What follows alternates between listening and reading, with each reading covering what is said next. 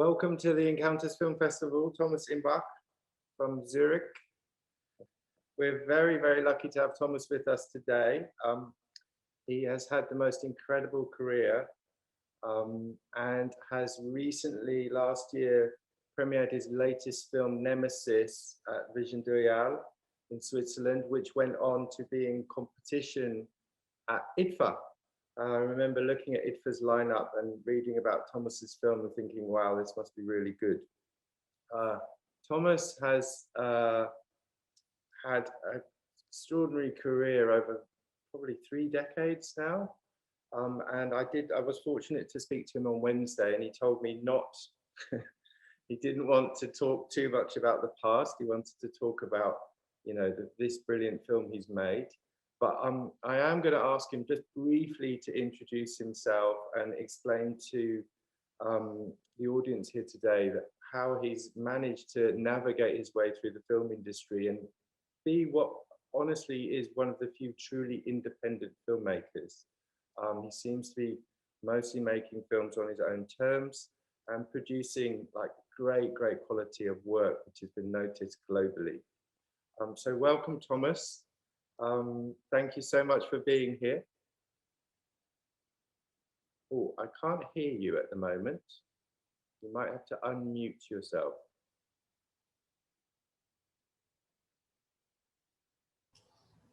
There you are. Okay. Yeah, they put me on mute. I'm back now. Hello. Hi, Simon. I'm back. Thomas, how have you managed to, my first question, and I promise I won't dwell on the past too long, but how do you think you've managed for so long to stay independent, producing fresh ideas, keeping your films rolling around festivals? It's probably what we all want, and you've been doing it successfully for so long. How do you think you've managed your career over the last 25 years? I think I have to thank my good health first. And secondly, when I started in the 80s, there was no film school in our country. So I just started by doing my own stuff, and I learned a lot going to the movies. And I was a big fan of movies all over the world. So, and step by step, I moved into the industry, and I started attending festivals, and at the very early stage, I already started doing fiction and documentary, because I could not really decide what is more important to me, because both for me is like essential. Every film needs to be a documentary, and every film has like also a fiction part, or is also fictional. So, and for me, my projects are very personal in the way that I'm really doing the films I have to do. It's not that I wait until I get an idea or a proposition or whatever. It's really an urge, especially like the film we are talking today, Nemesis. It's not a film that I somehow prepared and did as a project. It was a personal need. We will talk later why. And the other projects, mostly of them were very similar, or even the fictional films, had stories that really intrigued me, and I could not let them go. So as far as I look back to my past, it's really the projects I chose came to me, and I did not really choose them as I don't have like hundreds of projects in my drawers. I listened to the urge of what has to be done for me personally, because when you do a film, it's like 2 or 3 or even more years of your life, so you need to be comfortable with the subject, because it's part of your life. It's not just a film. So yeah. You said that all films have fiction elements.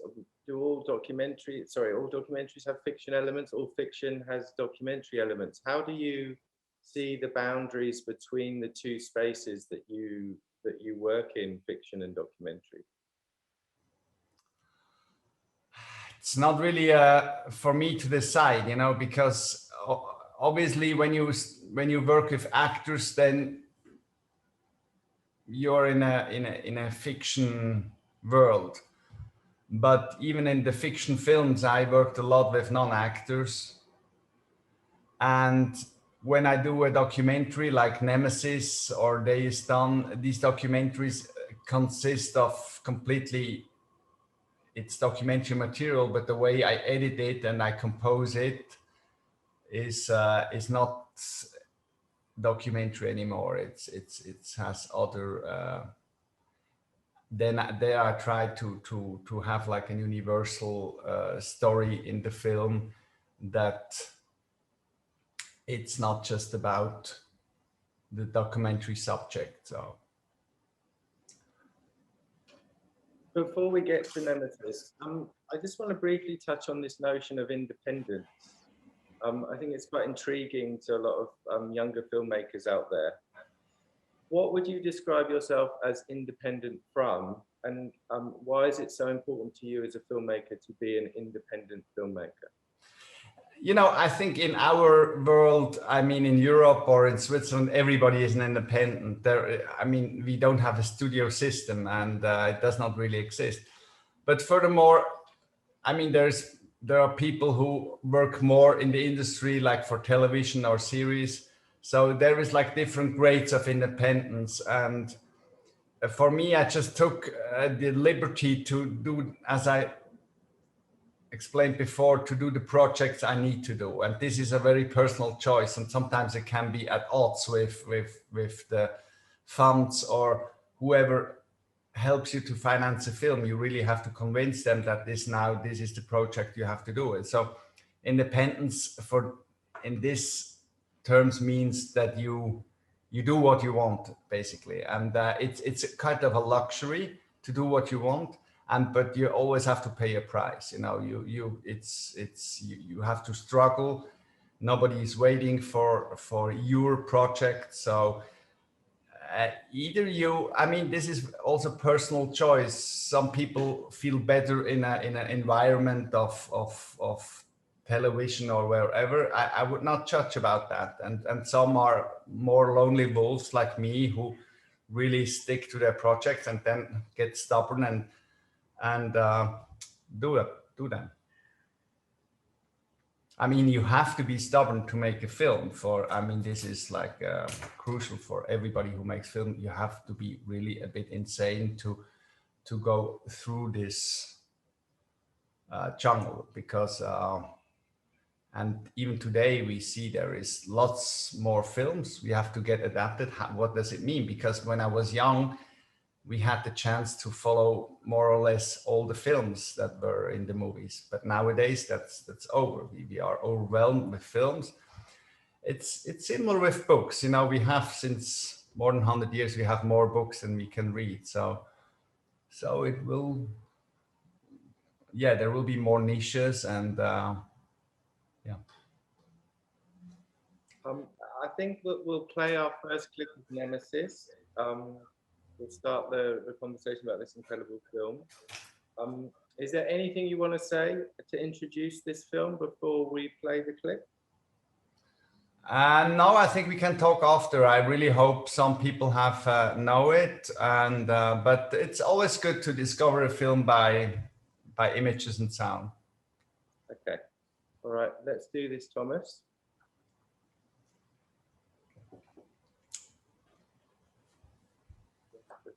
I'm just doing one thing wrong. Again, share screen.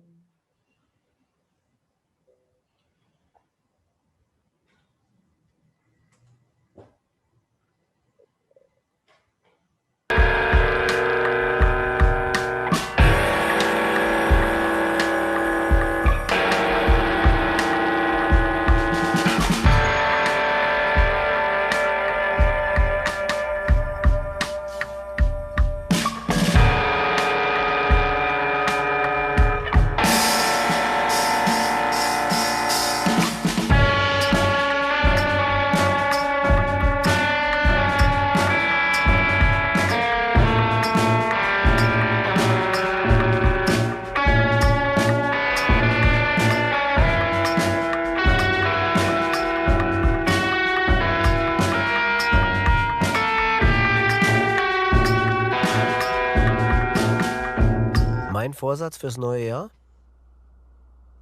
Ich werde es nicht zulassen, dass meine Vergangenheit ausgelöscht wird. Die Vergangenheit ist niemals tot. Sie ist nicht einmal vergangen.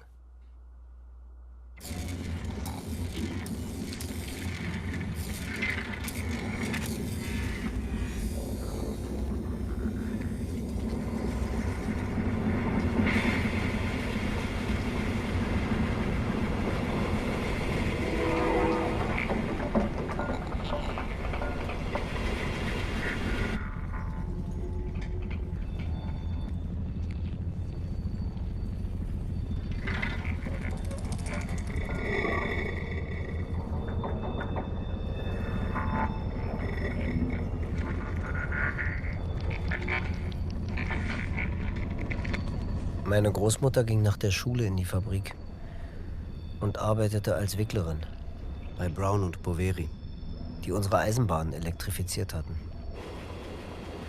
In der Mittagspause musste sie ihr Essen so schnell hinunterschlingen, dass sie später ein Magengeschwür davongetragen hat. Mein Großvater war Schreiner und wurde in den 30er Jahren arbeitslos. Er suchte Arbeit und fand dabei Großmutter.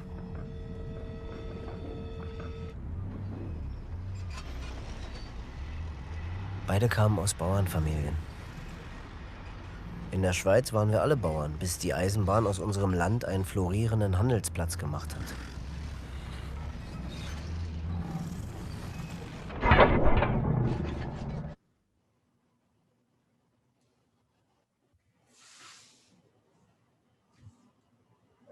That would be a nice place to start. It seems to be the start of you as well. It's a deeply personal story. Can you introduce us to the beginnings of the film, how you came to find this film? And you said earlier that these projects find you and they must be made. What's the inception of Nemesis and how does it become this giant film? No, for Nemesis, this is very special case because it's an old train station in front of my studio that was being torn down 2013 in order to be replaced by a huge prison and police center, which was debated for more than 10 years in politics and which nobody really believed that this will happen. And when it happened, when they started to demolish the old station, I took out my camera to follow the process. I had to witness it because these roofs were for years my personal inspiration in front of my window, like my own personal sea. But not only for me personally, but for my neighborhood, for my town, because it's a sin that has been committed here. And so the film is like a time capsule, you know. It's like it's a chronic of this process of an old station once brought together, connected Switzerland to Europe, now being replaced by prison walls. And it's what I did is that I took my own perspective of my window. I did not make a documentary where I went out and had like different angles and talked to people. So it's like a one perspective film. So my challenge was to build up from this one perspective a whole universe, and it took me 7 years to, then I found out it's enough now. I have so much good material, and I stopped. But they're still building their big prison. They're still it's still in the building. It probably will never finish because they now found out for 2 entrances for 2,000 people is a bit too less after the pandemic. So.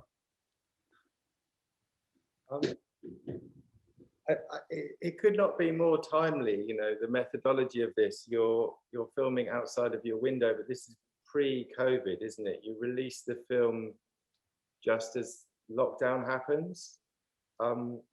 Did you see? You weren't still filming in lockdown, were you? You'd already got into post-production then.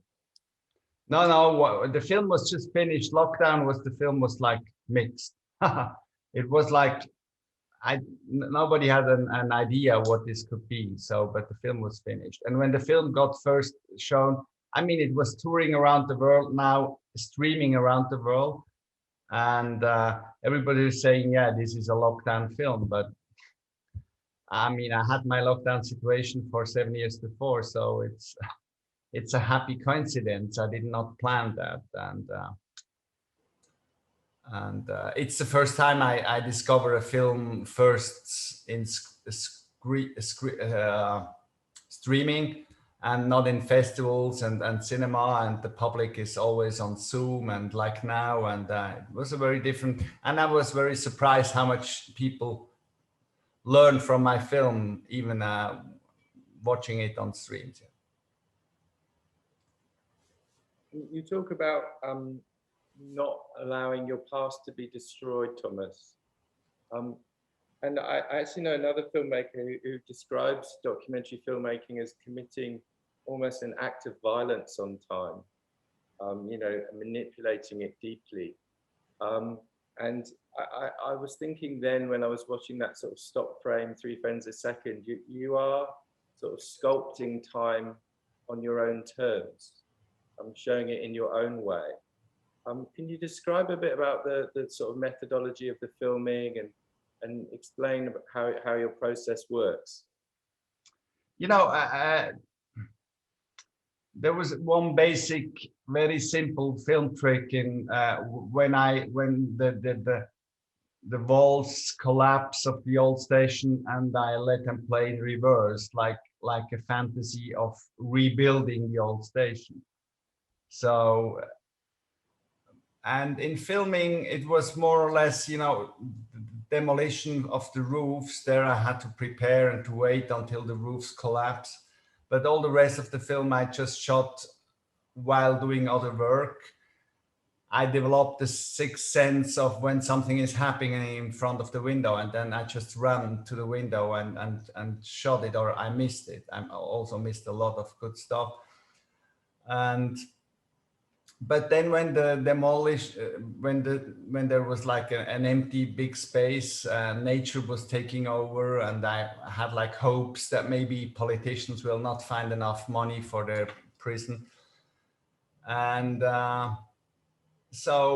they still continue to build fences, to paint fences. It was a quite absurd period of time of 3 or 4 years, and. But then the workers came and everything changed, and I was surprised that the workers really were strong characters in my film. I did not plan that, and I like to follow them, to watch them how they did their work, because in the midst of these prison walls, they were quite strong signs of life. Yeah. And during the filming, yes, I developed my own personal scenario. I had like a list in my head. I need to film this or that. Because I did not film it digitally, I filmed it on 35. I have this camera, and for me, it's a workflow that I'm familiar with, and it helps me not to film anything. It helps me to really focus. I only film when I think it's going to be in the cut. And we still have a lab in Zurich, so it was possible to do that, yeah. And sometimes I saw my material coming back from the lab three months later, so I could not shoot anything and look at it. Oh, it looks nice or not so nice. I had to like think about what I'm doing. For example, the truck race I shot on with 3 images per second.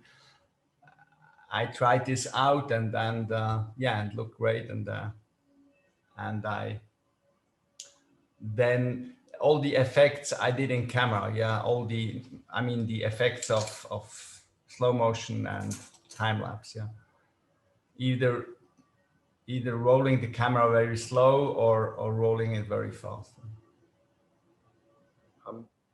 We've just had a question here, Thomas. 2.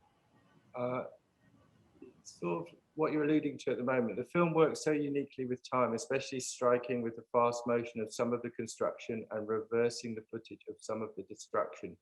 Were these editing choices always the intention? How did you arrive at these? How did you arrive at this? Yeah, what is crucial is these were not editing decisions. These were like camera decisions, you know, as I just explained. Because with a film camera, you can very easily control the speeds. And it's, I mean, I discovered to shoot 3 images per second even on the film before I did on the same window. You know, it's very simple. It allows you to film a long time for not so much cost. You can like film 10 minutes or 50 minutes and something will happen. So especially when you film like the weather, skies, or it just gives a better impression. And then I got more bold and also filmed like with the telephoto lens stuff. As I told the truck race, this is then quite complicated to shoot on a 3 images because every wobble is going to be it's going to disturb. But this, because for me it was not just the question of document this, what is happening. The question was, how can I build up like a universe that holds together, you know? So therefore I needed to, as you just explained, to sculpt in time. Yeah, I not just to have the one time, you know, I have like different time lapse, time levels. I think, Thomas, let's show a clip to describe this. I mean, there's a generation of filmmakers that have never touched a film camera, sadly. I remember being at film school, loving my Bolex. But sadly, I think most people now use DSLRs. So I just want to show what Thomas is talking about here. And it's funny, when I first watched your film, I was shouting in the office, how is he doing this? This looks amazing. And then I got to talk to you and you were like, I shot it on 35. And I was like, now I understand. Okay. Let's watch this. This is incredible technique here.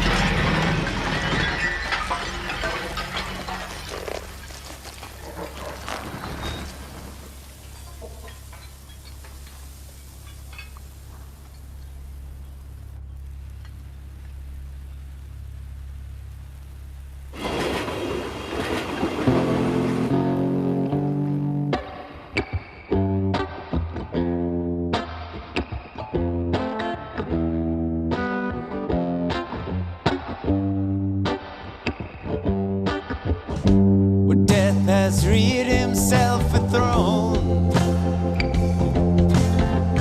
in a strange city lying alone, far down within the dim west,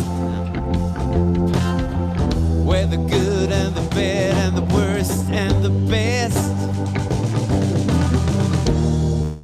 gone to their eternal rest. Wow. When I watch that, Thomas, I just think, here is a man who knows what he's doing. There's so much going on there. Can you just talk a little bit about the techniques, about the editing style? How do you judge the pace of this? You're sort of constantly surprising the viewer in the scene. You don't allow them to sort of settle into an idea. You sort of make the contract, break the contract, and move into another space. Tell me how you feel this, how you comprehend it and actualize it ultimately in post-production. How can I describe that? Because it's like the beginning of a film. I mean, I'm working on scenes. This was like the first demolition scene, and I didn't want to spoil too much, so I had to quickly go on and just show some aspects of because the whole station is so big, and so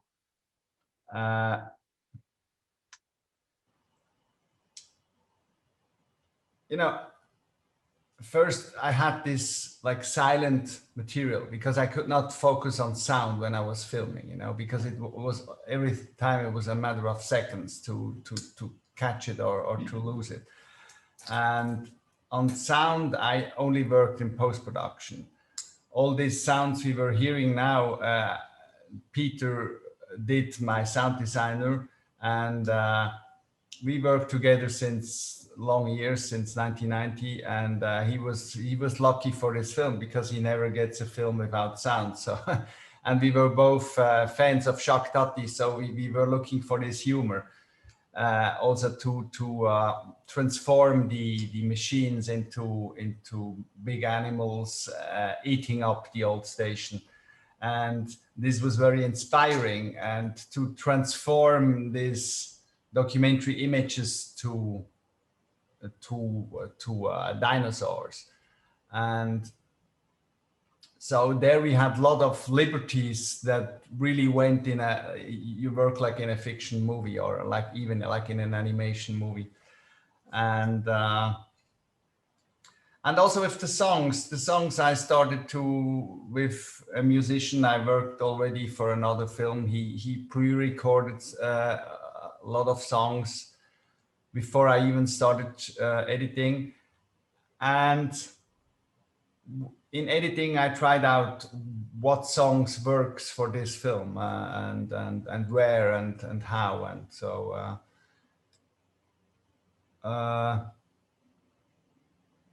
like the shooting of the film was a very basic phase. I had the material, but sound, I created like a scenario, like the narration of the film was created in. But while I was shooting, I was collecting all of these different items and stories and testimonies of the prisoners, for example, and songs and different music styles. So it came all together then in post-production. I don't want to get into post-production too quickly, but something you did say there interests me, Thomas. Does the sound design change your edit in any way? Do you go back to the line and go, hold on a minute, this could be, I can move this now? Sure, yeah, because Peter, he started doing sound design before Picture Lock. He started quite early. He had like a rough cut of like almost 3 hours, and he started to find the sound. And then I continued to edit with his sound. So And I brought him back. Yeah, I used this for there and there for this. And so what the hell did you do with my sound? And yeah. So because it was inspiring to, and David, my editor, said, yeah, you have to order this. And so it was, we were all like from different sides using sounds, proposing more sounds, changing sounds. And so it was a back and forth process. It was not just a final cut. It was very much like a creative process with sound and picture editing, which you need to have flexible from a sound guy, because usually sound guys are used to, you get a picture lock and then nothing can be touched anymore. It would not be possible in a project like that. It would be too because a lot of ideas come up when you have sound, you know, and especially the sound makes a very different feel of time when you watch a material. Something can become too long or too short or whatever, you know. And of course, it's crucial to have sound and to learn with sound. Just a little bit on this, just one more question. This sense of time being manipulated in this sequence, the director's speeding things up, there's like the stop animation fill, then you go into slow motion. I mean, you're very much like a composer here, sort of telling the orchestra to be quiet and then ramping them all up again. How do you do that? What's your process in terms of feeling out these sequences in terms of time-space manipulation? I think it's really crucial that it starts already in shooting, because if I would do, like you say, like a conductor and do it like only on the editing table, it would be too artificial. It would be too, you know, I don't want the public to feel too much of the effects, you know. So I'm trying to not to hide the effects, but that the effects match very much with the content of the scene. So, and of course, it's much more interesting to look at a roof collapsing in slow motion, and there is also a lot of humor. You know, you see the couple kissing in 3 images, and it's a bit comic, but then then it's normal speed to really see them, and this has to do with my curiosity while shooting. You know, I change a lot. It's not and I'm not always very sure about. So I try this and then this and then. And so the material has a lot of time varieties or different styles, and also like when you shoot on a telephoto lens, it's completely different than when you shoot on a wide angle. So the material I film is very rich, and editing is then, you know, while I'm shooting, I do not think about editing. I'm thinking about what can I get to build up something new, something big, something.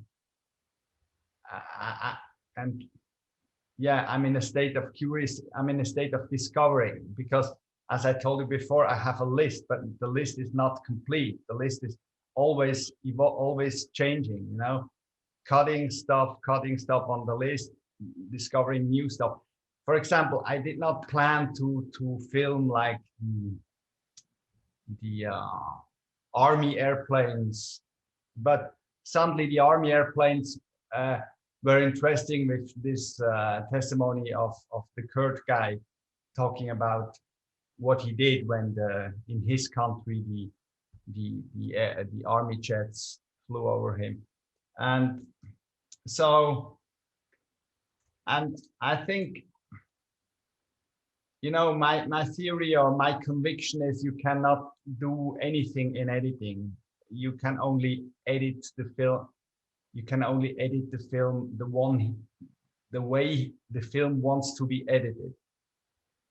Sounds a bit strange in the first moment, but it's truly my conviction. There is no options, because usually people say you can edit this style or this style. I don't believe in styles, because for me, the style begins with your own heart, your own attitude, how you film stuff, how you treat it at the very first moment. And once you took the camera, once you do a shot, the style of your film is already there. You only have to follow it. But of course, you cannot follow it blind, dumbfounded, or what's the expression? You always adapt and discover and find out, no, doesn't work at all. But you start with an attitude. I spend a lot of money on editors, Thomas, so I'm happy to know that I don't need that in my budget any longer. I'm sure send them some emails later today. We have a question from on the line here.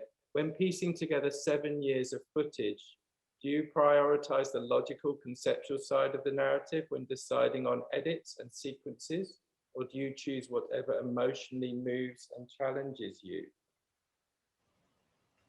This is not an alternative, you know, you have to do both. If you have a concept, you have a narrative, and you have your own emotions. So this is connected. You cannot separate this. This is one story.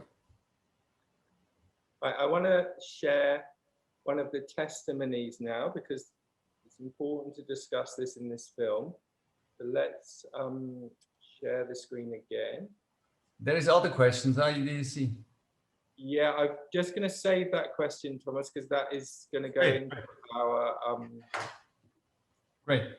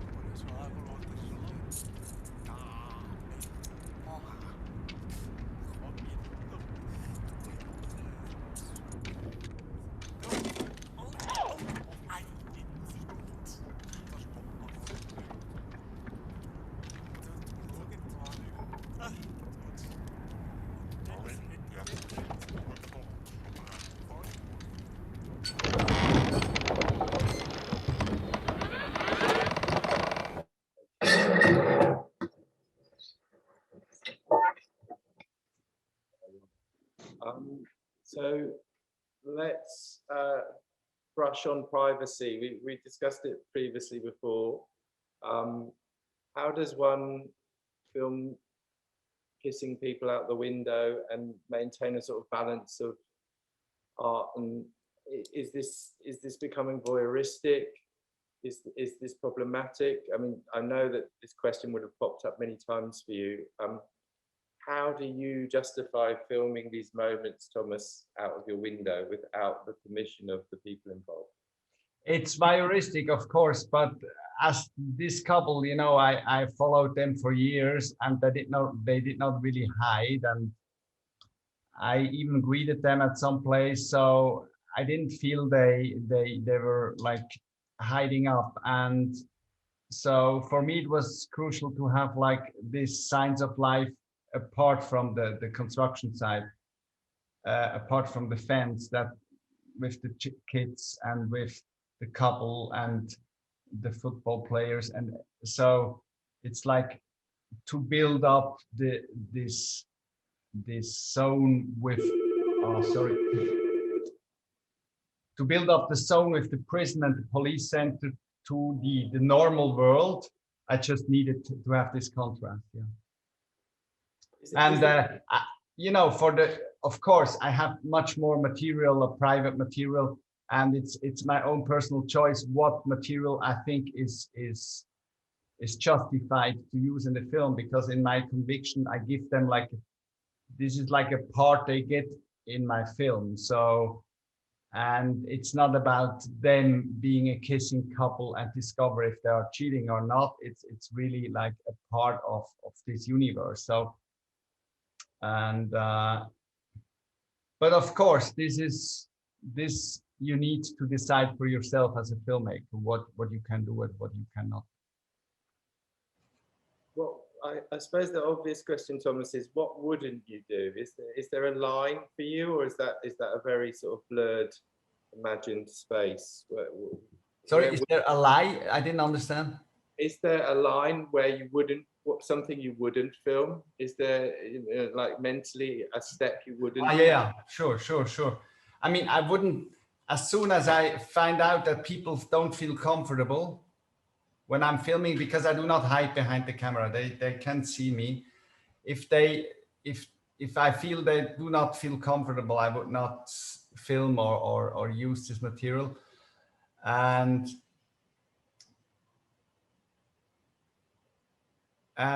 for me, my line is that when you start getting interested too much in the personal lives of these people, then when it does not serve anymore my film, then probably it's wrong, you know. For example, when you have these two women arguing and you're hearing this story about a prisoner that his wife is reproaching him that he tried to kill her in the sleep, and these two women are arguing. This is only justified, having these two women arguing with this text. Otherwise it wouldn't make no sense, because you would think, what the hell are they arguing about?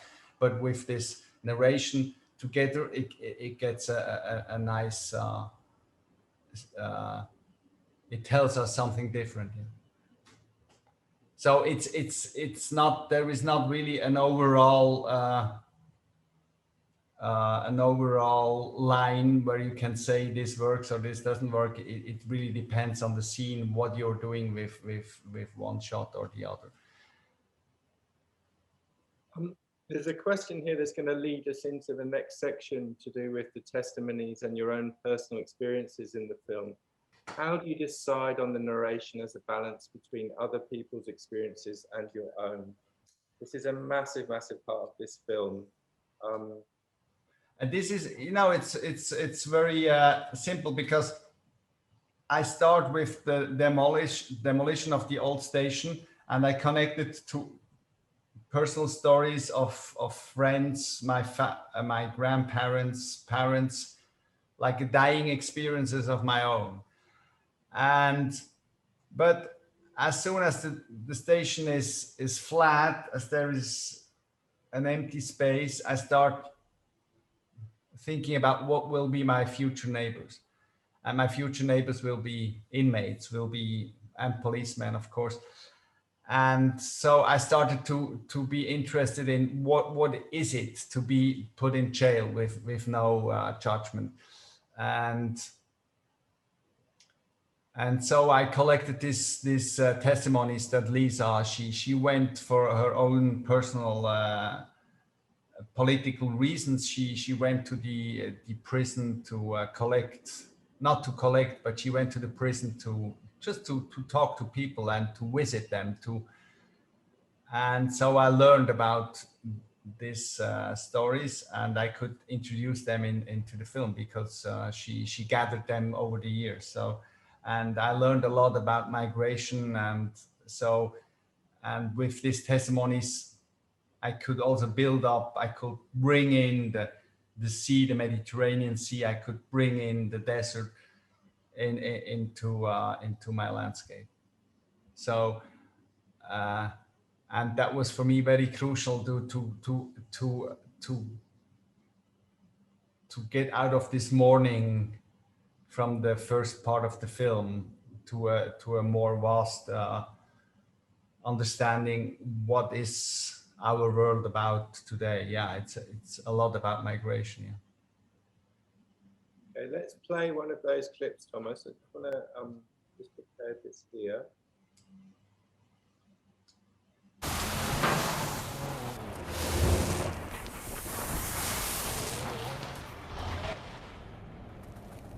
Ich verließ die Elfenbeinküste und kam in Niger an. Ich habe bis nach Libyen bezahlt, aber als ich an der libyschen Grenze ankam, haben sie uns in der Mitte der Wüste ohne Wasser und Essen stehen gelassen. Wir gingen 5 Tage lang, Tag und Nacht. Unsere Füße waren überall aufgeschnitten.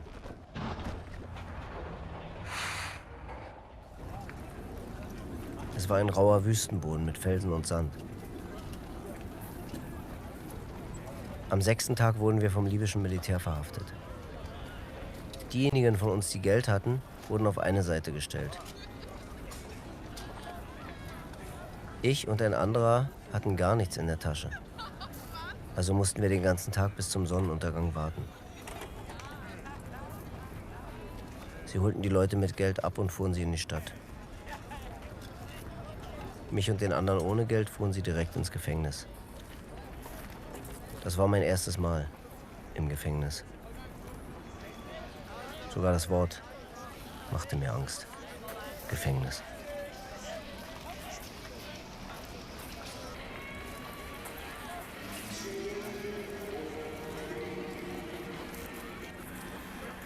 Alles in allem hat die Durchquerung der Wüste und das Gefängnis in Libyen 8,5 Monate gedauert.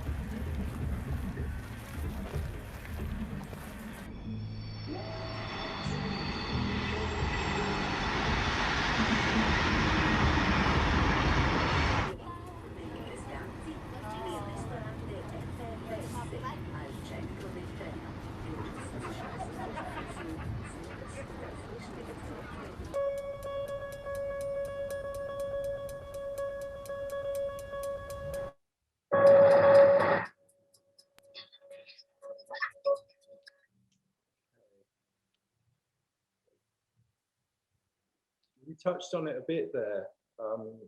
You've collected many testimonies of what you described as your future neighbours.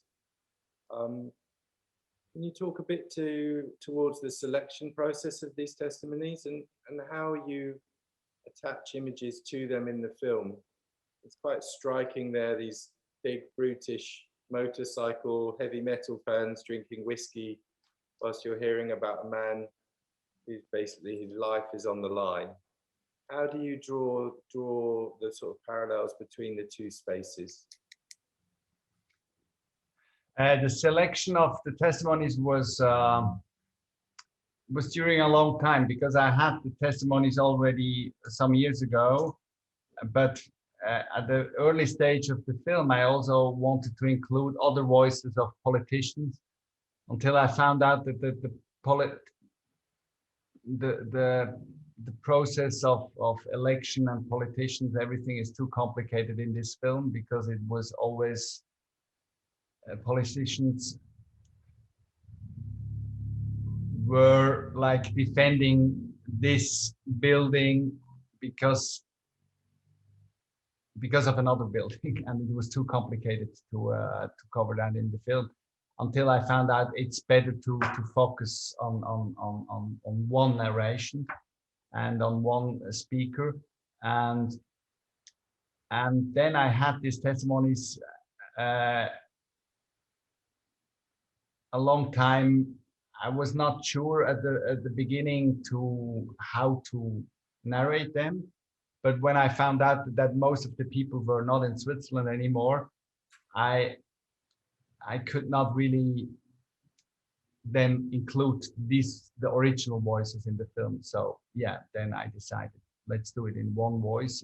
It's most it's the best for the public to follow these stories. And some of the stories I knew while I was filming, for example, the crossing of the Mediterranean Sea. I knew when I was filming floods and rain, but this, was a strange little incident when the empty space of the old station was being used as a car park for an AC/DC concert. And some people recognize it because they all wear AC/DC t-shirts, and it just felt, I just followed the sand, and because sometimes the sand in this on the side looks like in a desert, and I just put together all the material that looks like where the sand looks like in the desert, and it felt quite right to come from the empty desert to a more to this strange to this public of a rock concert, while our man is talking about his first prison experience. So this specific example was developed in editing. Okay. And I had a lot more, and it was a lot of reduction, also a lot of reduction. What words you really need, what words, because the testimonies were much longer, of course. Okay, let's just watch one more, Thomas, because I want to give a variety of these testimonies. Nur einmal am Tag auf die Toilette und man muss barfuß gehen. Bewaffnete Soldaten stehen dann vor dir. Und man hat weniger als 10 Minuten. Wenn sie pfeifen, musst du aufstehen.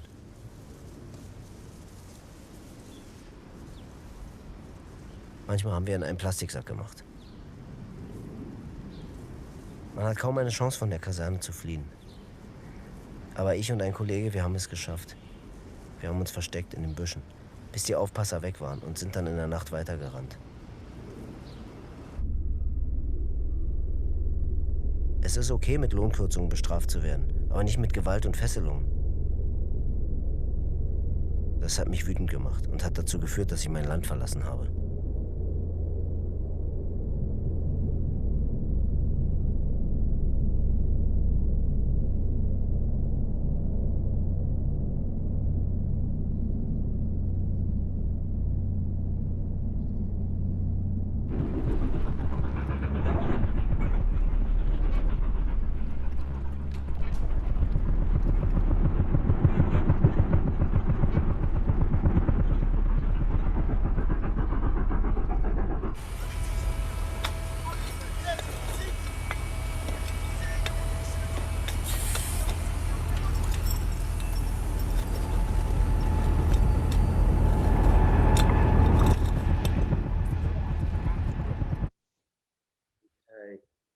Extraordinarily sort of emotive images there. A man sitting on his own on a railway track, and then the vastness of sort of industrial landscape with aeroplanes.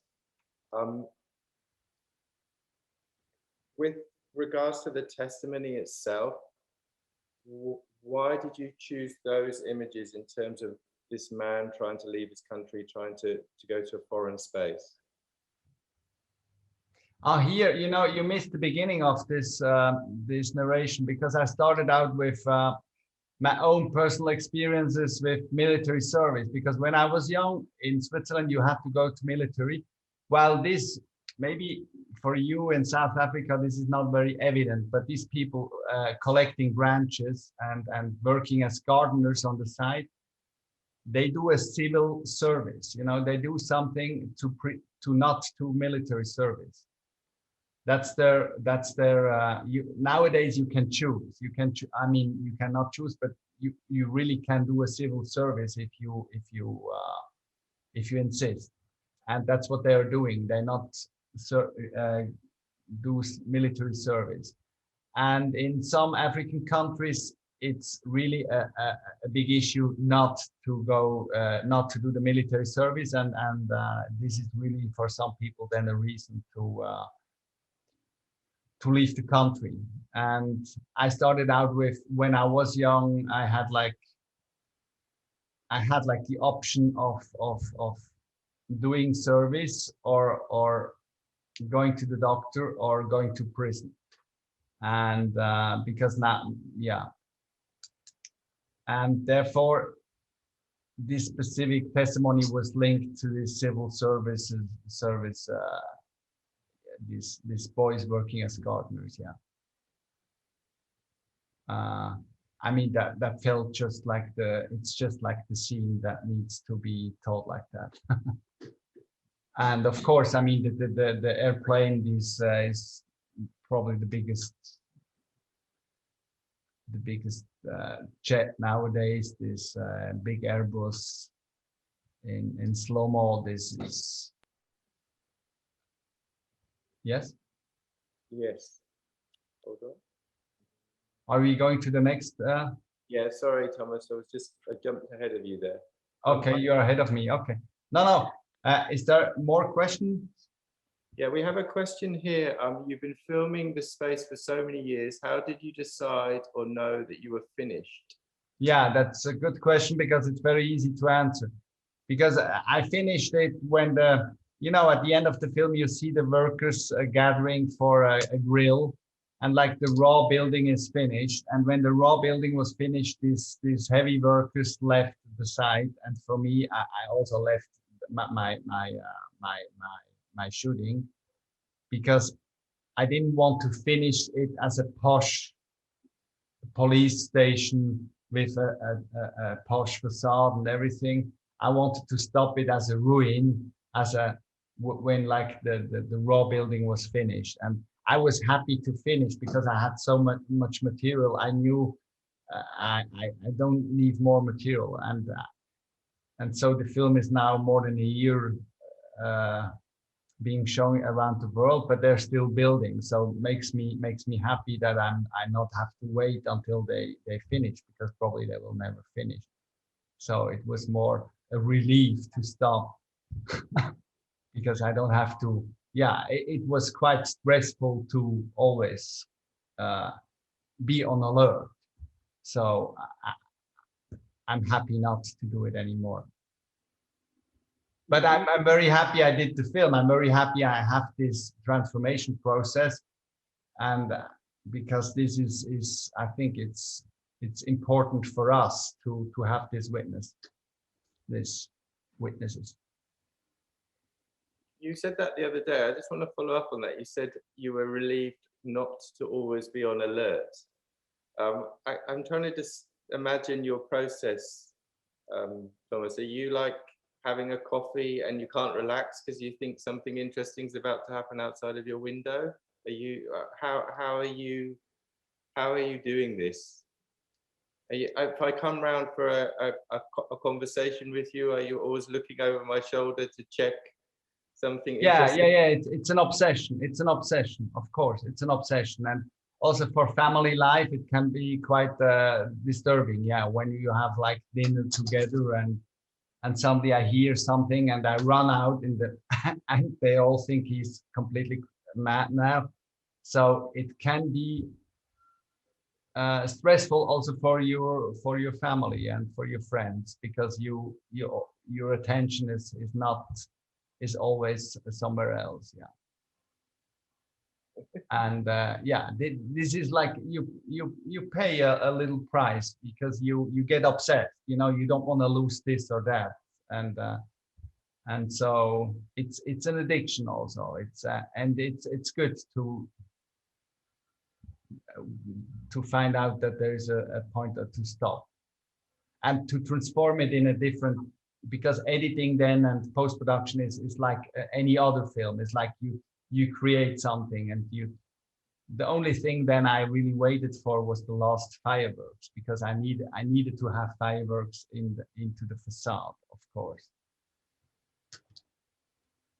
We just had another question from Sharon Jackson. She says, what were you thinking the first time you picked up your camera to film your first shot? Did you have any idea of what the outcome would be? No, in this specific project, I didn't know what will be the outcome, because I was so intrigued by them destructing this old station that was the first step. And at that stage, I was not aware of where the project will be heading. So it was really this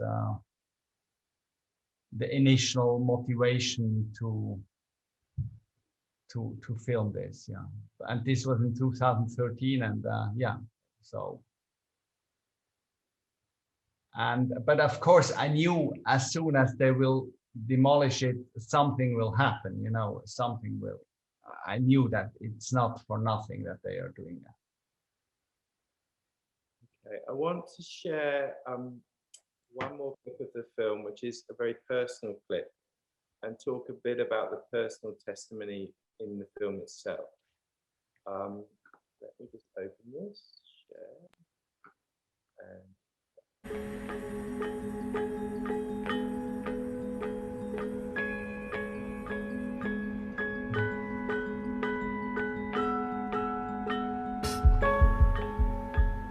Eine Woche vor seinem Tod sehe ich Peter zum letzten Mal. Er schwankt zwischen Morphium und luzider Rückschau. Eine Bekannte kommt mit Blumen vorbei. Die Zeit drängt, niemand will zu spät sein. Peter öffnet seinen Laptop. Du hast 12.300 Zuschauer, ich habe 12.800. Ist das jetzt ein Elefantenkampf hier? Fragt die andere Besucherin. Ich lächle sie an. Das ist unsere Beziehung seit 30 Jahren. Eine Rivalität auf kleiner Flamme. Sie stellt die Blumen ein und geht wieder.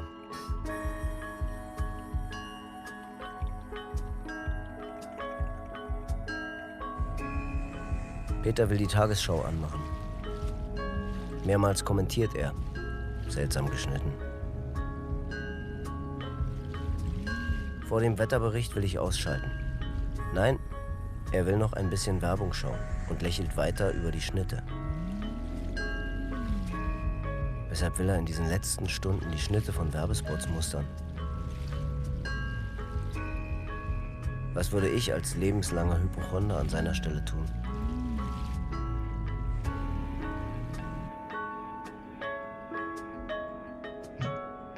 Endlich ist es Zeit, sich zu verabschieden. Eine letzte Umarmung.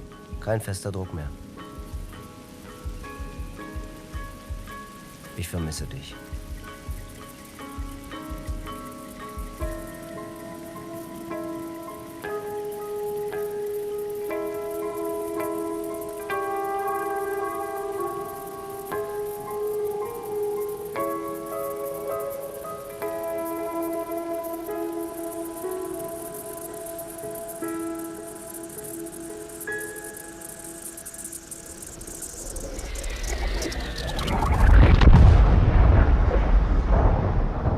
In diesem Jahr möchte ich nicht länger über die Toten nachdenken, sondern über die Lebenden.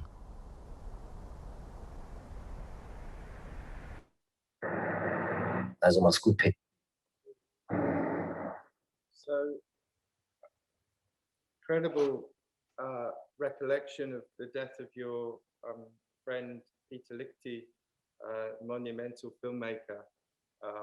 Many people in South Africa would know him for the Sound of Insects, and he was also a cinematographer on a great South African film, Sea Point Days. You've known him, obviously, like you say, in that recollection for over 30 years. How does this get in your film?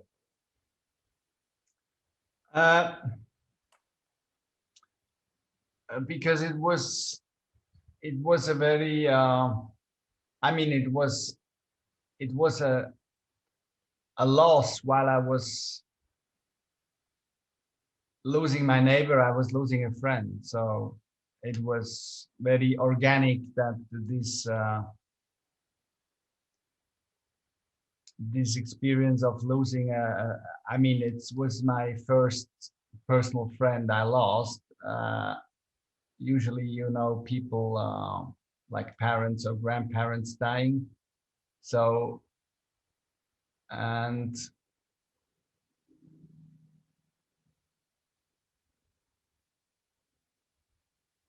yeah, it just felt very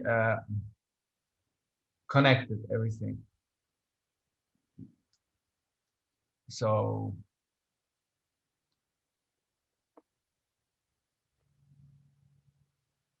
that was not really a question. The question was more how I did it, you know, and how I can, because people usually do not know. I just call him Peter, do not know about his films or his biography, but it's just a close friend. So, and not only a close friend, it's also like a competitor, and it's not only a very it's not only a friendship, it's also like as I say it in the film, yeah, or as we just saw it in this scene.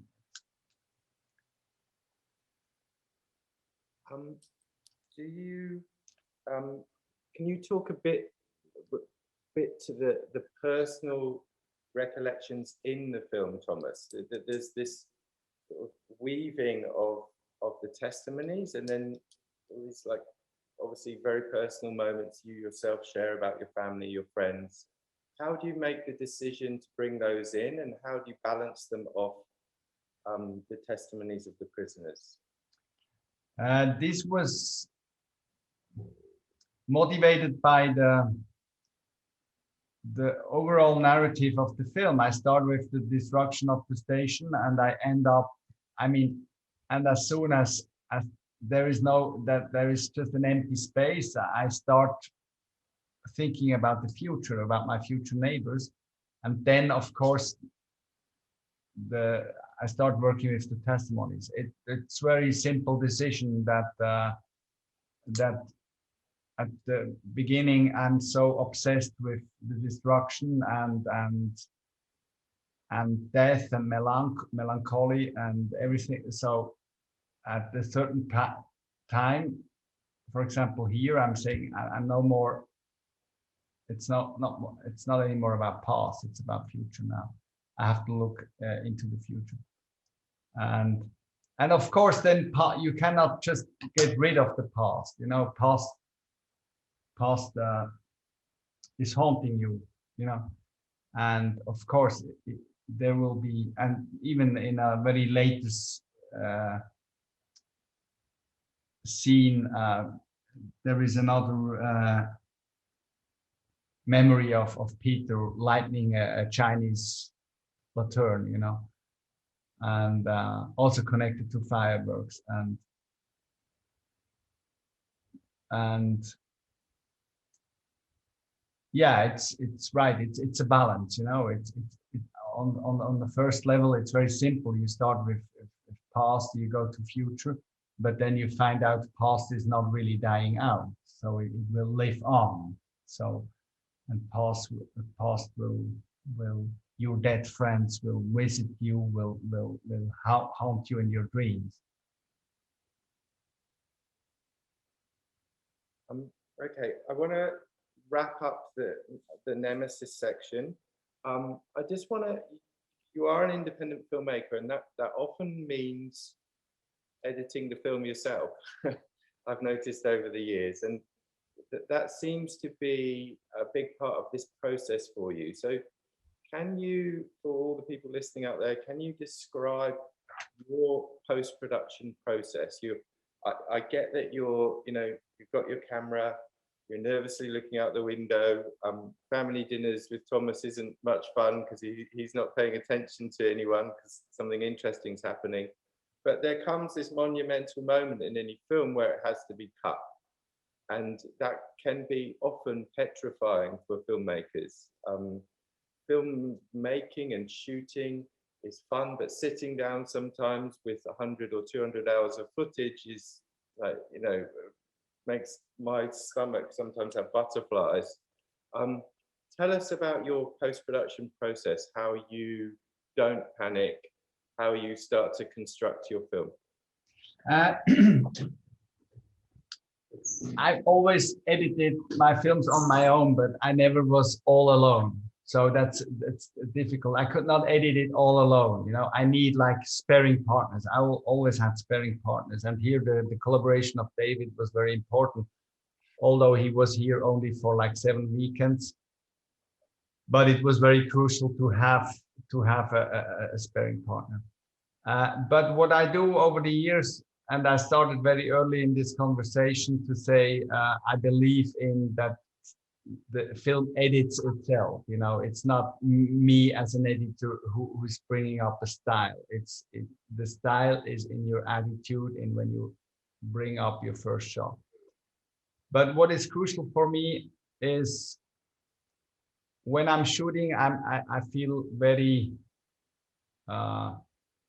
there is as much freedom as possible, and this is completely the opposite when I start editing.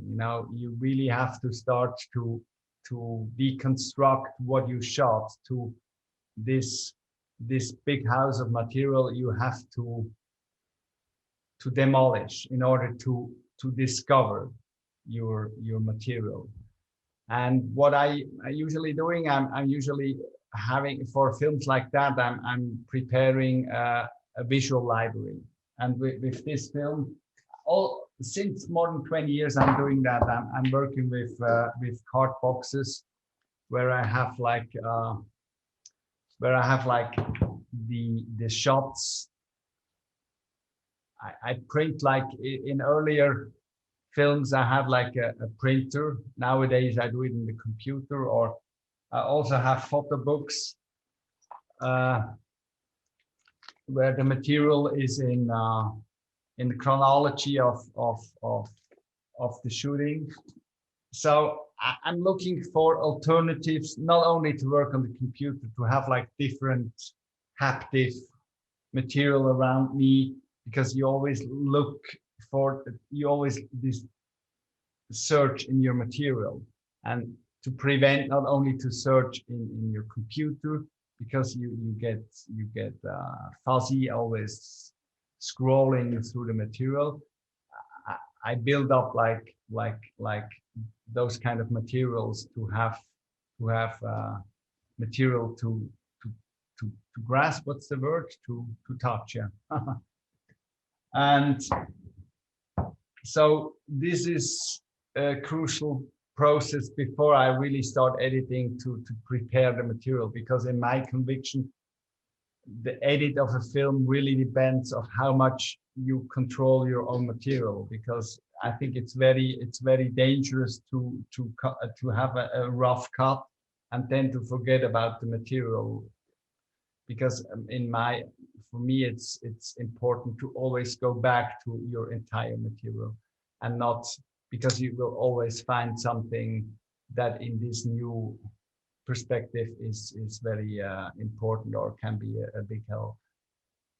And so editing for me is of course is crucial, but it's not, editing is just the last section of, it's, you make a film when you think about. And in this film, the first and the second process of making a film was simultaneously, because normally you have like some months or years where you think or you do a script or whatever, and then you start shooting. But here, this was simultaneously. I was doing my list and shooting at the same time.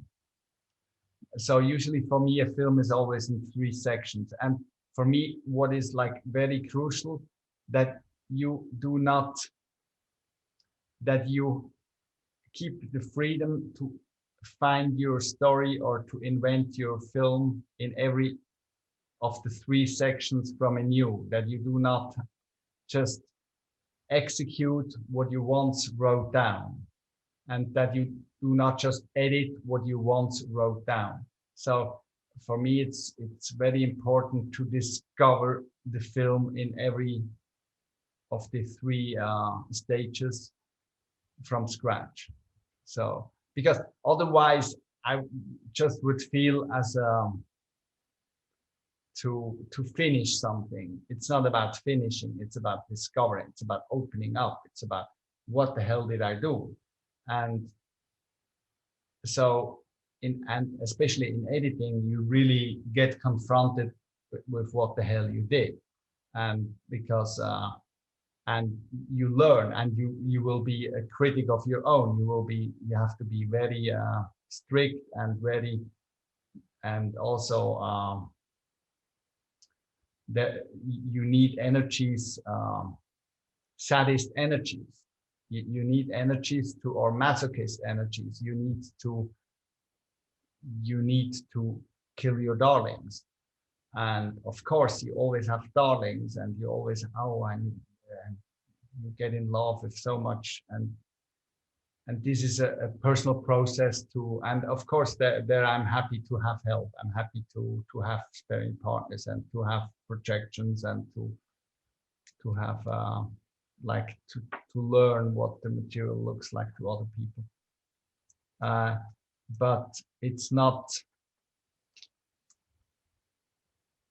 I think what is important at the beginning of editing is to let go anything you really, because you always tend to have your film like you have it already. You just have to do it. You just have to execute it, and before you learn, you don't have anything. I mean, you have, in order to find it, you have to destroy it first in order to be able to reconstruct it. So that's my own personal experience with editing. When you start like smart as I know everything, it just has to be done, and then it's done, I think you will not find the potential of your material. I think it's very crucial at the beginning of editing that you let go and you start from scratch. Although it's not from scratch, but you step back and be humble towards your material. I think this is because the human minds always tend to control things to be wiser than to know more than you actually do. And I think that's also my conviction of the film edits itself, because there is more wisdom in your material than in your head. And I think it's very important to that's why it's important to forget, not to forget, but to let go and to start to discover the wisdom and the life in your material. And I think that's true for lots of projects, not only mine. Thomas, what does that mean? The film edits itself. Like when I watch your film, it's so playful with the edit. It's so surprising. It constantly hooked me through the surprises that you present us in the film. You know, it doesn't sit still. It's constantly moving, and it feels to me like it's almost the opposite. The film isn't editing itself; you are. You know, and to do that type of editing, that very playful editing often, that requires a lot of work. It feels to me like it requires experimentation, and like you said earlier, it requires a sparring partner to tell you this is great, this is awful. You know, it's that kind of conversation. So I guess my question is, how is the film editing itself when you're making such a playful, surprising film? It's your attitude, you know, it's attitude. Because when your attitude is this can be done this way or this way, you're lost. You will never get your film. Always, only when you are really convinced this is my film. Of course, you will not get it at the first place, or you will not get it immediately. But I'm just opposing to this saying of some editors, you can do it this way or this way. You just have to know what way you want to go. And I think as a filmmaker, it's more interesting to say, you know, this is my dream and I want to get it. And there is only one solution to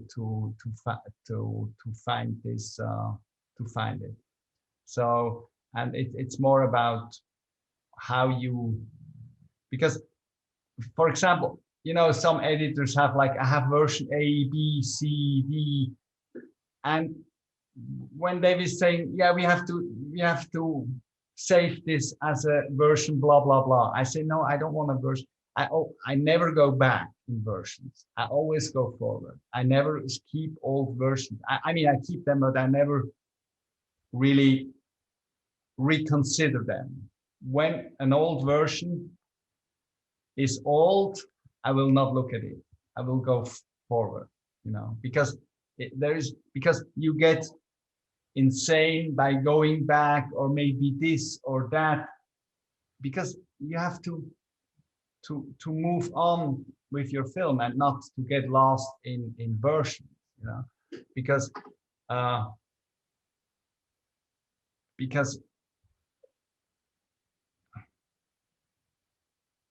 then something else starts to control you, like opinions of different people. Like you could be a little bit more like that. So I think it's basically about being truthful to your own conviction as a filmmaker, and to your own motivation, and to keep up because every film has like a fire, or a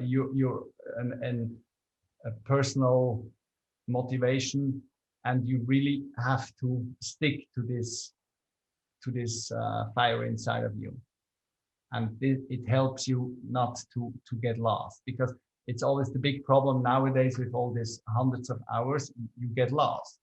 How you cannot get lost? Because you have one. You need one. I don't know the word in English. You know, the one heavy thing that shows you the direction. What final? I'm fascinated by this, but so final post-production question: what should we look for, Thomas, in a good sparring partner? I mean, I'm very careful with who I show my films to, but I listen very carefully as well. What do you look for? You just said you can get lost in other people's opinions, and you can lose the sense of what you initially set out to do. What should we look for in this space when we open ourselves to critique of others? It's a good question, because there is no answer to it. You know, you have to go through the process, and it's like finding a good editor or finding a good sparring partner is like casting. You know, you have to cast people, you have to start working with them, and it's great to work with friends. It's great to work with hardcore professionals.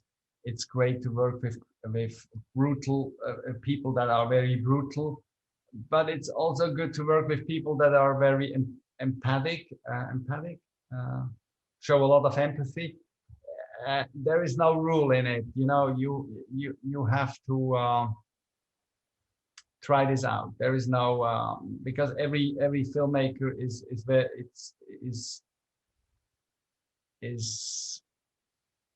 working very differently, and there is no recipe. There is no recipe. Some of people need like to get strikes, and some needs to get kisses. No, it's. But I think it's good to be courageous and to choose sparring partners that are honest and that are and that it's actually it's. I advise more to work with people that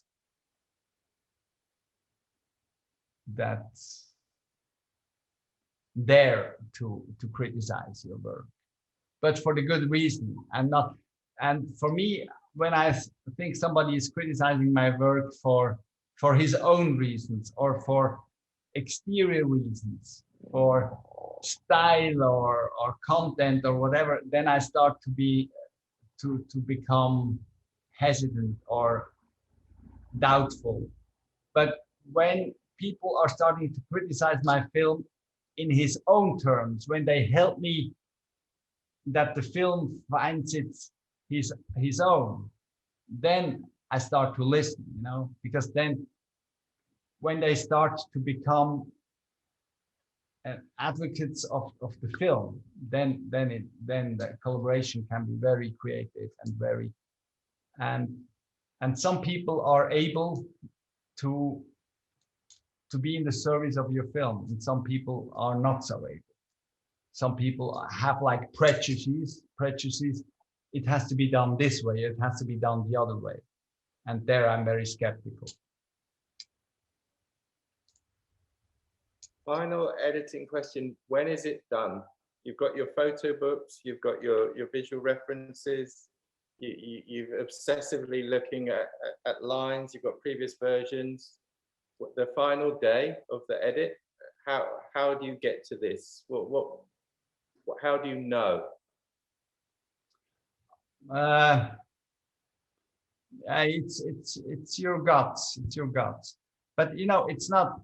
Filmmaking is not only, you're not alone. And whenever you have a better rough cut, you start to apply for festivals, or you start to to send it to people from festivals, and you get good answers or not so good answers. And for me personally, I always need like a first invitation to really finish the film. I would not finish it without I cannot finish a film and put it in a drawer and to wait for an invitation. I always try to start like being in contact to the festival world, distributor world, and somebody has to take on my work, otherwise I could not stand it just to put it somewhere and to wait. So I think that's insane. Your baby needs to go out into the world. So I'm working as long as I can. So sorry, tell us, are you saying if Vision du Real doesn't say we want to world premiere your film in June, you would have worked on it for another 3 months until IDFA comes around? Actually, yes, it was, when I did it, I had the invitation of Nyon, and I knew Nyon is in Switzerland, I could have another international premiere. And the first international premiere was was set to be in Carlo Vivari.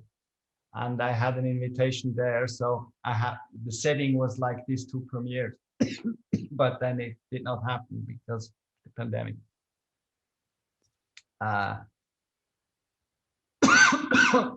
It's, with every film, it's a bit different, because the festival world is changing a lot, and the competition is stronger than in earlier times. And so I just try to include your baby being born or the premiere of your film, that it's connected to the end of because usually the grading and the mixing are like the final stage, and I usually try to combine that this makes sense. Yeah. Okay, we have a question from Mandisa. She says, Nemesis is mesmerizing and thought-provoking. How do you pitch to funders who often require that you have a narrative structure? Oh, next. How do you get your money, Thomas? This was a bit of an issue in this film because my first film I did out of my window, Days Done, got funded much more easily because the funds then discovered, that's it. Nobody did it before. And here they said, you already have your film out of your window. You don't need a second one. So it was a bit complicated to convince them because it's a very different approach. It's a very different story. Yeah, this is an art for itself to convince funders,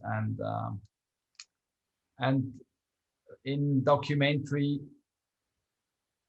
film world, it's, of course, you have to be creative. You have to seduce your partners with whatever you can bring up.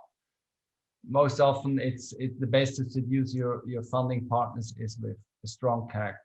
But here I didn't have any strong characters, so it was tough to convince them. And I finished financing my film with awards and yeah. Because the film got a lot of awards also here in Switzerland, so it was helpful for me. Okay, I think we're almost at the end. I just want to ask you what everyone always asks Thomas at the end of a discussion is, what are you doing next? What's coming your way artistically over the next few years? Actually, I have two projects. One I just have to postpone. One is a pilgrimage, walking to the Lake Geneva. It's like almost three weeks of walking to a god living in on Lake Geneva. I cannot say the name of this god right now because this would be too revealing, or this would be a risk for the project itself.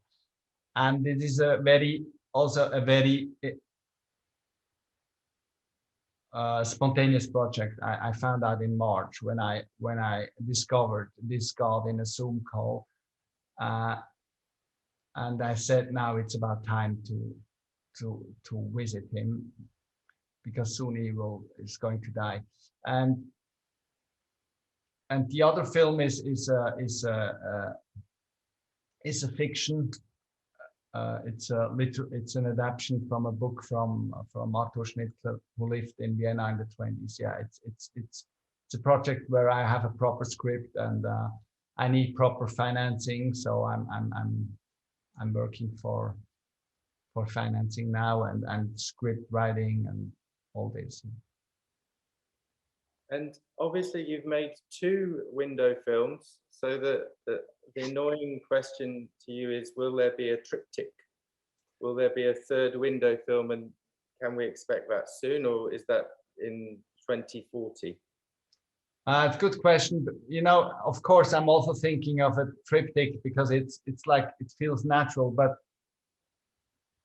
I really don't let myself being dictated to have to do a 3rd film, because now I think what is for me more crucial is that the space where there is no building at the moment, which is also a big space where the old station was, and that there will be like some contrast to the police and prison center, and probably I will have to be active in the political world, that there will be some more interesting project for this site. So, but at the moment that I'm really relieved not to jump to the window. So maybe this will change in some years, we will see. Thomas, thank you so much for your time. You've given us so many great tips today. And I was really, really inspired to watch your film. And I hope to bump into you in a real festival, not a real festival, in a people festival in the next few years. And I wish you the very best. Thanks, Simon. It was great talking to you. It was great talking to you, people out there. I didn't see you. That's a shame. But are there more questions, maybe? Or yeah, let's just check. Are there questions? I know they're streaming it on Facebook. I think we're sorted. so have a great festival then.